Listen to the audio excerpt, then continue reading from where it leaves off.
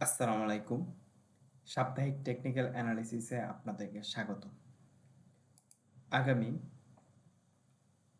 ৮ই March থেকে ১২ই March কেমন যাবে এই বিষয়ে আলোচনা করা হবে এবং ওভারঅল একটি ধারণা দেওয়া হবে মার্কেট এর অবস্থান। গত সপ্তাহে আমরা বলেছি তার নিকটবর্তী সাপোর্ট ৫,৪৪০ পয়েন্টের নিচে চলে আসলে আমাদেরকে সতর্ক হতে হবে। দুর্ভাগ্যবশত মার্কেট এই সাপোর্টটি ধরে রাখতে পারেনি, যার ফলশ্রুতিতে একটা ভালো পরিমাণ ডাউন দেখতে পেরেছি আমরা গত সপ্তাহে। এখন প্রশ্ন হচ্ছে আগামীতে কি হবে।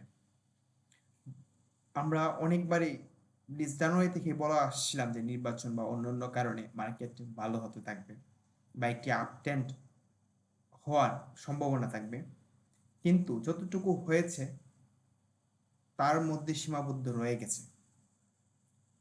যতটুকু ভালো হওয়ার যে প্রবণতা ছিল, যদি ৫,৭০০ পয়েন্টের উপরে চলে যেত, কিন্তু দুর্ভাগ্যবশত তেমনটা হয়নি।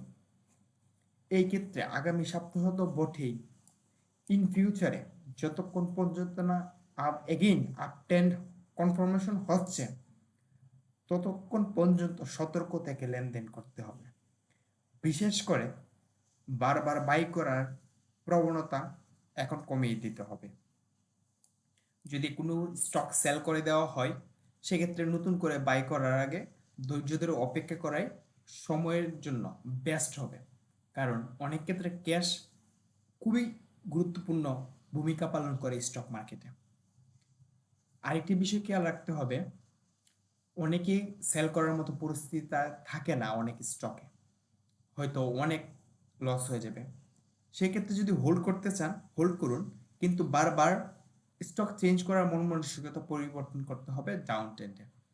তো আমরা প্রত্যাশা করি যেন ডাউন ট্রেন্ড দ্রুত আপ ট্রেন্ডে রূপ নেয়, কিন্তু বাংলাদেশের মার্কেট আপনারা জানেন, ঐতিহ্যগতভাবে জানেন, একবার আপ ট্রেন্ড হলে সেটি খুব দ্রুতই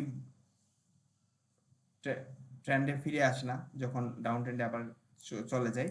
সো আমাদের অপেক্ষা করতে হবে, এই ধৈর্যটা আমাদের সকল বিনিয়োগকারীর জন্য থাকে। তবে আমরা প্রত্যাশা করি মার্কেট যেন ভালো হোক, এই আশা সবসময় আমাদের থাকে, কিন্তু সতর্ক হওয়ার সময় এখন। ধন্যবাদ।